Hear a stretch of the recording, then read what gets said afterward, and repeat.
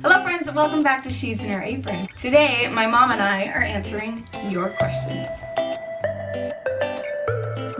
Hello friends, welcome back to She's in Her Apron. I am so excited to be here today because I am doing a Q&A with my mom. This is Angela. Hi. My mom. And we put out a picture on Instagram saying if any of you had questions, because every time mom is in town and we do a video, I get asked a bunch of questions like, you know, how did your mom do this? Or what was it like when you were young? How'd your mom? And so I'm like, we need to do a Q&A. Right. So we have some time. We're actually in North Carolina. My mom lives in Chicago. And I'm here, we're here on a family reunion celebrating my sister. And so I was like, Mom, let's do this. So we have this tiny window right now. And this house is packed. There's like, what, 12 kids? 12 kids here. It's gonna be loud. So if you hear them, sorry, but we gotta do what we gotta do. All right, we have your questions. Let's jump right into it. Are you already crying? Yes. Why are you crying? I don't know. Oh, don't. I'm gonna need tissue for this, aren't I? Oh man, she's going down and we haven't even started. All right, so this is from Steffo28171, and she asks, Kimmy, is your parenting style similar to Ma's? And also, what is the best parenting advice she gave you? Is it similar? I don't know, maybe. You didn't put up with stuff when we were little, and I don't put up with stuff. Yeah. So that is very similar. Like we nip it. Right. I get that from you. Like, you just didn't let things completely fester. It was literally like, Now. what you doing? Knock it out. And I'm the same way. The best parenting advice that you've ever given me, remember, and I mentioned it here on the vlogs, remember that day where I was like stressing out, you know, with the kids in the house and trying to keep up on everything? Well, we were on the phone one day and you said that one day the fingerprints and the laundry and everything is going to be gone. And then you're gonna wish it. You're gonna miss it. You're going to miss it. You're gonna miss it. So, to enjoy the kids more than worrying about housework stuff. Yeah. Yeah. Let it go. Yeah. And my mom kept a good house, but that was good advice. Yeah. So when I'm like stressing, You'll always have laundry and you'll always have this and that, but your kids will take off. Don't cry. We are not going to get through this. I cry at supermarket opening. I know. I get my emotion from her, but she cries way more. We'll be watching TV and we all look over and she's crying. Are you serious? Oh, that was a beautiful commercial. Oh God. Oh, fun times. Fun times. So this is from Tamil Lamb 9. Teens in trust. Once they break it, it's so hard to get it back. Did you have to deal with that? Yeah. I don't want to go too far into it, but yeah. No, I always gave you guys a second chance. It's like I didn't not trust you after maybe you have lied or anything. I always went back and trusted you again and hoped to heavens that you didn't do it again. It's not that I never not trusted you again. I guess I put more faith in you not doing it again. I think that's how I would put it. Well, I don't know if we'll answer this, but the tears are going to say it. This is from Diane Lynch. She says, my question is, how do you handle not seeing your children every day or as often as you want to once they're gone? The tears. We're not going to go into this one. It's hard. Obviously, it's hard. It's hard. Okay, we're not going to put the brakes on that question. It's hard. It's hard. It's very hard. An awful teen, my poor mother. I've had some of my kids apologize. Yeah, I have literally called my mom up and said, I am so sorry. Oh my gosh. Because she would always say, I hope one day you have a girl just like you. Well, I lucked out with Callie. Callie is freaking amazing. Shaylee, we'll see. We don't know yet with Shaylee. But I get it. It came in a form of a boy. And so, I hope you have children just like you. So one day, during a tough moment, I called my mom. I've said it many times, but I remember clearly the first time I ever did it. I literally called you up and said, I am so sorry for all the crap I put you through. I had a son do the same thing. Oh, Yeah. my. How did you do it? How did you do it? It's like, oh, my. This is from Nichelle Pernil. Tips on how to let go and allow our kids to make their own mistakes without beating ourselves up for it. This free agency thing. Yeah.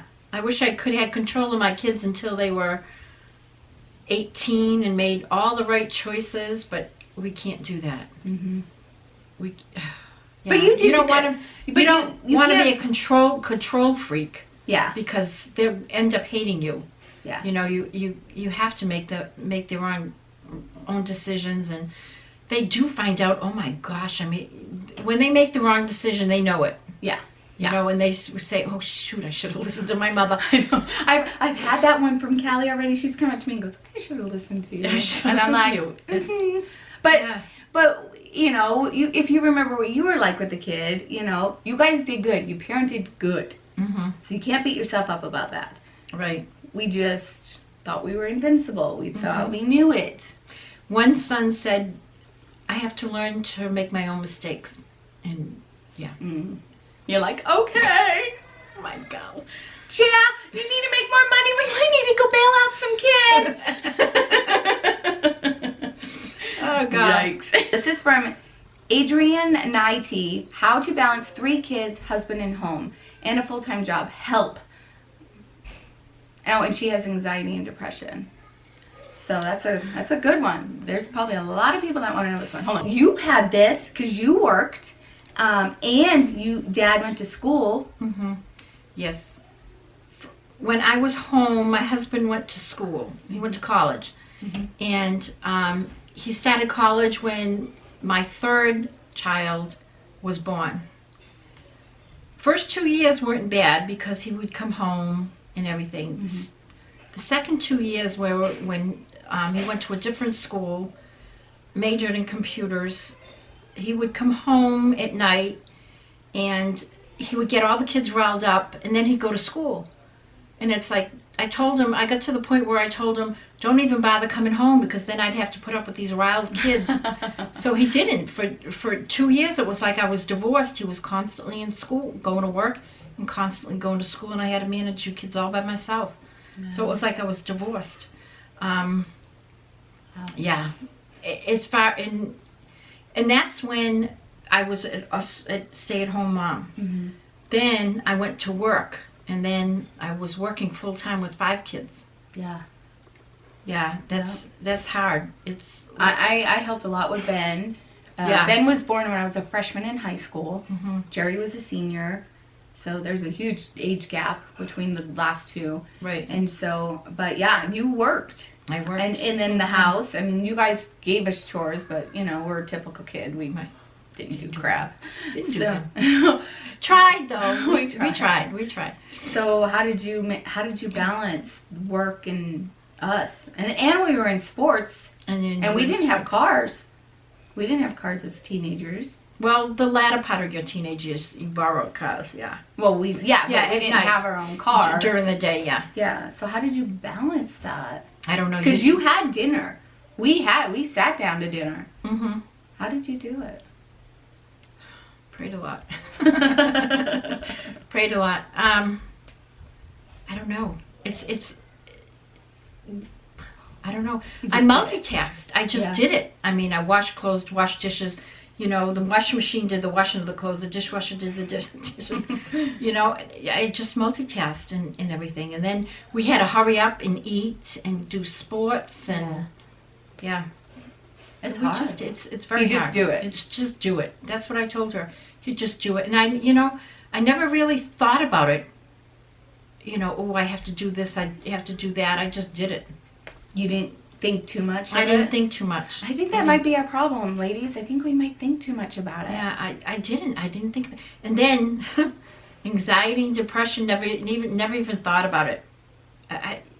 Plus we didn't have medication back then, you know, when you guys were growing up. And so I just figured this is normal. So you had anxiety with us growing up? Yeah, I think I did. I think you did, because I think I I did. growing up. Yeah, I think I did. I think you did, because I think I did. Because I'll react a certain way to something, and I'm like, my mom reacted that way. Mhm. I wonder if my mom had anxiety. Cause I remember you saying that. Because this is anxiety. Because now I could see. I'm like, well, my mom was this way. Mm-hmm. So, but back then you just plugged through. I just plugged Oh my through. gosh, Mom. It just plugged Oh, through, you know. oh, Didn't think about it. You know, you're a I tough just, cookie. Oh, Well, she comes from tough stock. yeah. Tough That's that Italian stock. stock. You come from tough stock. Yeah, I do. Yeah. So I guess we think too much about it, ladies. Yeah, I think don't all the even think about planning it. and Don't all worry the about thinking. it. Just don't worry Just about it. do Just do it. your best. Like Just Mikey do it. says, just do it. Just do it. Just do it. Yeah. Ooh. All right. We're overthinkers. Mm-hmm. Because that's overthinking. That's just depressing. You can just put yourself into a depression just thinking too much. It's true. Just thinking too much. Just do it. Just do it. Get it done. All right. This is from Deborah Sanders. Did you worry if your kids would stay faithful to faith and believe in God? Yes. I think every parent probably does. I Yes. worry about that. Mm-hmm. Yep. As your kids graduate from high school and they go into college, because you've brought them up a certain way for 18 years, and then they're going to go off to college, and it's like, oh my gosh, are they going to go to church? Are they going to, are they going to go the way that I wanted them to, the way I brought them up? Yeah, that's a big worry, but you have to have faith that you've done your best, Yeah. and when they kind of did stray, they always fall back on that faith. They always, they remember. You don't, sometimes you don't think your kids are listening, and that's in anything. You don't think your kids are listening, but they really are, and they'll fall back, and they'll think about, they'll think about their faith, and they'll think about God. Yeah. Because we have some siblings that are not still of our faith, our church, but they still have faith in God. And Right. I think that's so important. That's how I feel. Like, I get asked a lot, like, well, what if one of your children decides not to be a Mormon anymore? If they still have faith in Heavenly Father and Jesus Christ and know that Jesus Christ is their Savior, then fantastic. If you decide to be any other religion, will I be a little sad? Sure. But if you still have faith in God and know Jesus is your Savior, Right.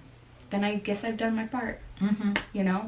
Because we all have our free agency. So that's all I want. I just want my children to know and really know that they have a Savior that is there for them, that they're not alone in anything. And they'll always fall back on that faith, Mm-hmm. when they're having problems and things. Yeah. Yep. They will. That's a good question. It Very good is. question. And it's a difficult one to when you think about it, because you worry about your kids constantly. Yeah. Constantly. It doesn't go away once they're 18 and they're out of the house. Well, I bet it intensifies because Yeah. Callie's going to be 18 in March, and I feel like my worry for her is intensifying. Mm-hmm. Yeah, it never goes away. Whew. Yeah. Sandy Eve B asks tips or advice on how to deal with the in-laws. That's a restaurant. okay. I have a mother-in-law that doesn't know boundaries at all. I would appreciate some advice. I never had problems with my in-laws at Oh, all. Grammy Paul Paul is is- amazing. Yeah, she's amazing. Grampy Paul, the same thing. Never had problems. So I can't answer that question. Yeah, 'Cause I don't know how to deal. My I never dad had to deal with that. My dad is 3 of 12, and he even said last night, like, Grammy stayed out of everyone's Everybody's. business. Mm-hmm. And so. Everybody loves her for it too.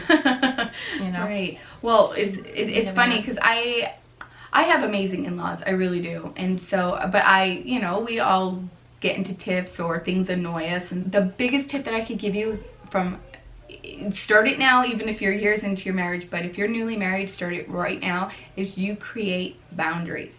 And the way to do this is that you and your husband have to sit down and go, where's our boundaries?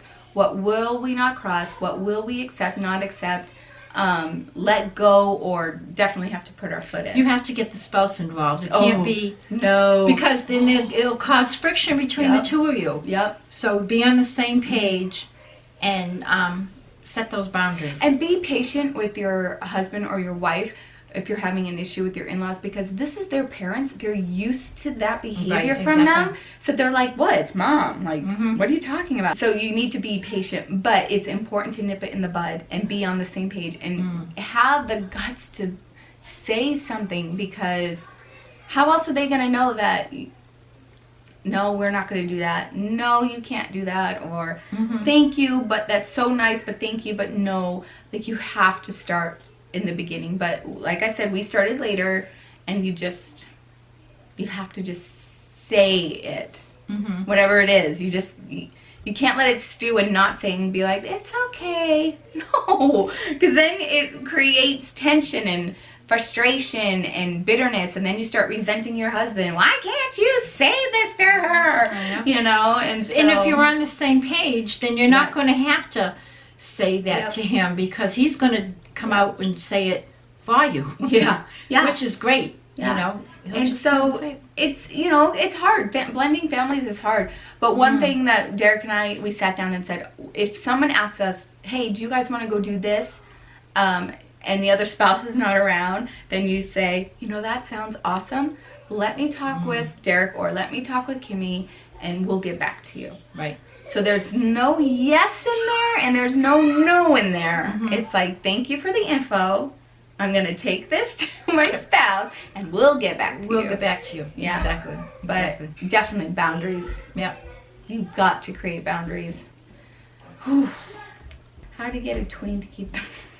Oh. Okay. I have no advice for that. This is from, you just shut the door. This is from Kelly M. Crooks. How do you get a tween to keep their room clean without constantly nagging? Oh, yeah. It comes to the point, you know, when I look back now, I wish I would have just shut the door, because it caused so much friction getting after them to clean their room, where I should have just closed the door and not worried about it. It would have caused so much less friction. But I know with me, now that I know that I have ADD, we didn't know that when I was younger. And so, and I think it would have been good too if it was broken down. But maybe you did break things down. I did. There was this room full of stuff. And I would break the room down. Okay, do this much. Okay? And then wait a while and do this much. Yeah. You know, but I noticed with Boston, he's a lot like me when I was younger. Hold on. But I noticed that with Boston, that I would do that too, but I have to break it down more, like just the clothes. Even with Jonah, just the clothes. Oh, and Callie, oh my word. Just focus on the clothes right now. Don't focus on the paper or the toys. Clothes. And so I have to break it down that way for my kids. Yeah. I just pick my battles, because it's like, is it worth getting all huffy and puffy right now and creating tension? Like, well, if she doesn't get, or he or she doesn't get it done, then they lose out on this. And maybe when I go tell them to do it again, they'll do better. Ma! This is a good one. This is from Jennifer Below. How to deal with a teenager that takes sodas and food that are not allowed to have. Mom, why do I have a lock on my pantry? People are seriously bugged by this. That I have a lock on my pantry. What do you do when the kids take all the food, Ma? Okay, when the kids were teenagers, I would go shopping, because we had food storage like Kimmy. We would go food shopping, and we'd buy junk for the whole month. Okay. Oh, her carts were huge. They were mounding. You had 2? No, 3. Oh. 3, sometimes 4, and the carts would be mounding of food. Okay, and doesn't mean that I didn't go back to the store during the week for milk and cold cuts and fresh fruit, things like that. But basic stuff, the carts were full. Okay, so I'd come home and I'd have all these picky stuff. And the picky stuff was gone, and there was a lot of it. Picky stuff would be gone in a matter of no time whatsoever. I believe it. And they had no idea, you know, you could tell your child, okay, you can only have so much of this and so much of that. Well, mom and dad go to sleep. and they would get up and, yeah. So I can understand the lock in the pantry. Yeah. Because they'll just eat you out of house and home. Yeah. Yeah, it's true. In my food bill, when these kids were teenagers, was... And then our friends came over. Believable. Our friends would come over. Kelly loved coming over because she loved, her mom never bought white bread. And you would buy wheat and white, but that fresh, like, white bread, she would come over and make peanut butter sandwiches. She just loved it. Kelly loved the peanut butter on white bread. But yeah, we bring our friends over, then you're adding to that. Right, exactly. Yeah. So I have the snack buckets for the little ones. I do those, and then if you want to see the video, click on the link. So I have the snack buckets, and then I decided to get the lock recently because these teenagers, they eat a ton, and believe me, I feed my kids, and I feed them good stuff. And so I lock the pantry because that's where all the carbs are. Right. So I lock it. After school, they eat their snack. Once they have their snack, the pantry is locked until after dinner. So that's the only time. People think I keep mine locked, like, all the time and the kids are starving. Oh, come on. No. It's for my sanity. Like, we have a food budget. I'm sorry, but I'm not going to go out and buy more because you decided to eat it all in a sitting. You know, and so I have to hide food in my bedroom. I hide, you know. Yes, you could tell a kid no, and you could tell a kid these are the rules. Unless your kids are angels, then God bless you. But kids are kids, and they're gonna take it. Right. But they're allowed anything in the fridge, and they're allowed anything on the counter. That's fruit, that's veggies, that's protein. There's cheeses, there's yogurts. Yep. Giddy up, go. You can eat as much as you want of anything in the fridge. Right. And what's out on the counter, go for it. That's why I would only buy the what I call junk food. Yeah. You know, like just once a month. Yep. But they had plenty of fruit. They had plenty of it. Oh yeah. Our fridge was always stocked. Yeah. Yep. There was always food. There was always. My food budget was unreal. Well, I remember the one time I bumped into you at the store and I was like, carts, just like. Carts. And then that's ours. Like, when you see it that way as a kid, like. Yeah. And then you would come home with this long receipt. These long receipts, yes. Whoa. Yep. So the junk food was just, when it was done, it was done. I remember that. I remember otherwise, they'll know, well, Ma will go buy some more. Yeah, you know? They'll know. Yeah. They'll know. Thank you so much for your questions. This was so much fun. I'm so glad that I get to do this with Mom, and now I have these memories, and it's just so fun. Yeah. So thanks, Mom. Oh, you're welcome. Thank you so much for joining us today. If you haven't already, hit the subscribe button up above. That's Mom's face. And check out these 2 videos over here. Thank you, Mom. You're awesome. Oh, thanks. We'll see you later. Bye.